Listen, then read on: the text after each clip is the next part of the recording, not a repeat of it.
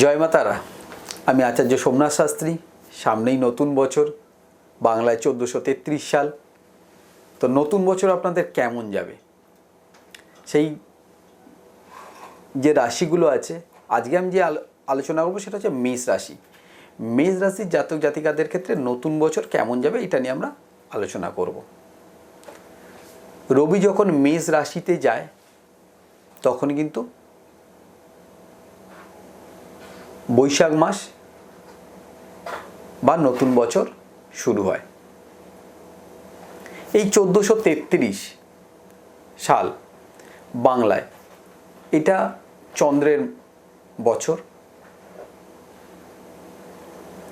এই যে চন্দ্রের বছর, মেষ রাশির জাতক জাতিকাদের ক্ষেত্রে চন্দ্র কিন্তু চতুর্থপতি।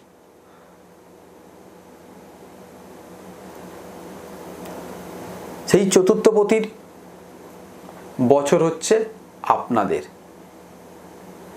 আজকে আমি যে মেষ রাশির 5খানা খুব ভালো নতুন বছর কি হতে যাচ্ছে সেই খবর, আর 5টা অশুভ যেটা থেকে আপনারা একটু সাবধানতা অবলম্বন করবেন সেটা নিয়ে আমি আলোচনা করব। প্রথমে আপনাদের যেটা আলোচনা করব সেটা হচ্ছে খারাপটা কি হতে পারে, আগে সেটা জেনে নিন, সেটা অ্যালার্ট হন। ভালোটা যেটা সেটা আপনাদের সাথে হবেই। খারাপ আপনাদের কি হতে পারে? প্রথমত শারীরিক দিক থেকে একটা চোটাঘাত, একটা মানসিক অশান্তি। আপনার লগ্ন বা রাশির দ্বাদশে বসে আছে, কিন্তু বছরের শুরুতেই শনি বসে আছে, চন্দ্র বসে আছে, মঙ্গল বসে আছে। সেখান থেকে কিন্তু একটা চোটাঘাত, শারীরিক দিক থেকে সমস্যা, মানসিক অশান্তি, ছোট ছোট ইস্যু নিয়ে আপনারা বড্ড বেশি চিন্তা করবেন, যেটা থেকে আপনার শরীর খারাপ হওয়ার একটা সম্ভাবনা। এই দিকগুলো আপনাকে সচেতন হতে হবে। দ্বিতীয় কি, নতুন কোনো সম্পর্ক মানে প্রেমের কথা আমি বলছি, যদি আসে, আপনার 5th হাউসে বসে আছে কেতু, তাহলে সেটা কিন্তু শুভ হবে না। সেখান থেকে আপনার শত্রুতা বৃদ্ধি পাবে বা সেই প্রেম আপনার ক্ষতি হতে পারে। যারা অলরেডি রিলেশনে আছেন তারাও সতর্কভাবে থাকবেন, কারণ নতুন বছরে আপনাদের সেই যে রিলেশনটা সেটা ব্রেকআপ হতে পারে, সেটা কেটে যেতে পারে। একটু সচেতনভাবে থাকবেন।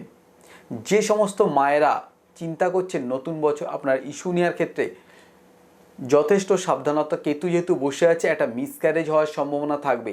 আপনাদের যে জন্মকালীন রাশিচক্র আছে সেটা কোনো ভালো অ্যাস্ট্রোলজার কাছে গাইড নিয়ে তারপরেই কিন্তু আপনারা সেই ডিসিশনটায় আসবেন। আর কি প্রবলেম আপনাদের হতে পারে? ব্যবসায়ীদের ক্ষেত্রে কিন্তু একটু সমস্যা, বিশেষ করে যারা পার্টনারশিপ ব্যবসা করেন। একদম ব্লাইন্ড ট্রাস্ট করবেন না। আপনার যিনি পার্টনার আছেন, হ্যাঁ সে খুব ভালো, দীর্ঘদিন আপনারা ব্যবসা করছেন একসাথে, কিন্তু ওই যে কথা বললাম ব্লাইন্ড ট্রাস্ট, সেটা কিন্তু করবেন না। এটাকে একটু এড়িয়ে চলুন। ব্যবসার যেটা হিসাব নিকাশ সব কিন্তু আপনি ফিজিক্যালি ব্যবসায় এসে সেটা নেওয়ার চেষ্টা করুন, সেটা আপনার জন্য যথেষ্ট ভালো হবে।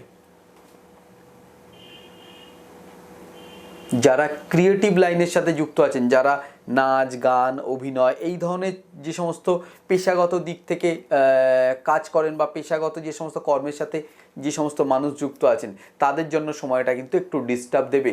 কোনো গুপ্ত শত্রু দ্বারা আপনাদের সামনাসামনি খুব ভালো ব্যবহার করবে আপনাদের সাথে, ব্যাক সাইডে এসে আপনাদের ক্ষতি করবে। একটু সাবধানতা অবলম্বন করবেন, একটু সচেতন থাকবেন। ভালো কি কি হতে পারে? মেষ রাশি কিন্তু ভালোর পরিমাণ যথেষ্ট। আপনার যিনি ভাগ্যপতি তিনি কিন্তু এই নতুন বছরে তুঙ্গি অবস্থান করবে। সেই জায়গা থেকে আপনার জন্য যথেষ্ট ভালো। ভাগ্যের যে আনুকূল্য বা ভাগ্যের যে সাপোর্টের যে জায়গাটা, সেই জায়গাটা কিন্তু আপনারা পাবেন। তাহলে বুঝতে পারছেন সার্বিকভাবে সব দিক থেকে ডেভেলপ করবে আপনাদের। কর্মক্ষেত্রে একটা বৃহস্পতি আপনার দৃষ্টি দেবে, তাহলে কর্মক্ষেত্রে নতুন কোনো কর্ম হওয়ার সম্ভাবনা, বা যারা কর্ম অলরেডি করছেন, ভালো চাকরি করছেন, তাদের প্রমোশন হতে পারে বা ইনক্রিমেন্ট হতে পারে। যারা চাকরি পাননি তাদের কিন্তু নতুন চাকরি হওয়ার সম্ভাবনা প্রবল নতুন বছরে। এরপরে যেটা আসি সেটা হচ্ছে আপনার নিম্ন শিক্ষার যে জায়গাটা, এতদিন যে ডিস্টার্বগুলো ছিল সেটা কিন্তু কেটে যাবে। কেটে গিয়ে নিম্ন শিক্ষাটা দেখবেন যথেষ্ট ভালো হবে। হ্যাঁ, জন্মকালীন রাশিচক্র দেখা প্রয়োজন। উচ্চশিক্ষার ক্ষেত্রেও কিন্তু আমি খুব ভালো যোগ দেখতে পাচ্ছি। যারা বিদেশে পড়াশোনা করার জন্য চিন্তাভাবনা করছেন তাদের জন্যও কিন্তু ভালো। আপনারা অবশ্যই একটু আপনার যে জন্মকালীন রাশিচক্রটা আছে একটু অভিজ্ঞ অ্যাস্ট্রোলজার দেখিয়ে নেবেন, তাহলে দেখবেন আপনার যে জন্মকালীন রাশিচক্রটা আছে সেটা যখন ঠিকঠাকভাবে উনি বুঝে যাবেন, বা যদি কোনো প্রতিকার করতে একটু দেখে নিন, আপনার কিন্তু উচ্চশিক্ষার যে জায়গাটা সেই জায়গাটা আরও ভালো হয়ে যাবে। বিবাহিত জীবন, এতদিন কিছু কিছু প্রবলেমের ভেতর দিয়ে আপনারা কাটছিল, সেই সমস্ত প্রবলেমগুলো অনেকাংশে কেটে যাবে। তারপরেই কিন্তু আপনার বিবাহিত যে জীবনটা সেটা আরও সুন্দর হবে, বা নতুন বিবাহের যোগাযোগ আসবে। এরপরে আরেকটা যেটা বড় সেটা হচ্ছে আপনাদের নতুন কোনো সম্পত্তি হওয়ার যোগ কিন্তু প্রবল। যারা চিন্তাভাবনা করছিলেন ফ্ল্যাট কিনবো কি কিনবো না, নতুন জমি কিনবো কি কিনবো না, এরকম যারা চিন্তাভাবনা করছিলেন, আমার মতে নতুন বছর পড়লে একটু ওয়েট করবেন। কারণ আজকের কাল থেকে নতুন বছর যখনই পড়বে, পরশুদিন থেকেই আপনার তো ভালো দেবে না, আস্তে আস্তে যত দিন যাবে প্ল্যানেট যত ডিগ্রি পাবে তত আপনার ভালো দেবে। তো একটু মিডিল পোর্শন যাবে, তখন কিন্তু আপনারা চেষ্টা করবেন যে নতুন কোনো সম্পত্তি ক্রয় করা। সে জমি হতে পারে, বাড়ি হতে পারে, ফ্ল্যাট হতে পারে, যানবাহন হতে পারে, হওয়ার কিন্তু যোগ আপনার আছে। নতুন বছর আপনাদের খুব ভালো কাটুক। ভিডিওটি ভালো লাগলে অবশ্যই লাইক এবং শেয়ার করে দেবেন। সবাই ভালো থাকুন, সুস্থ থাকুন। নমস্কার।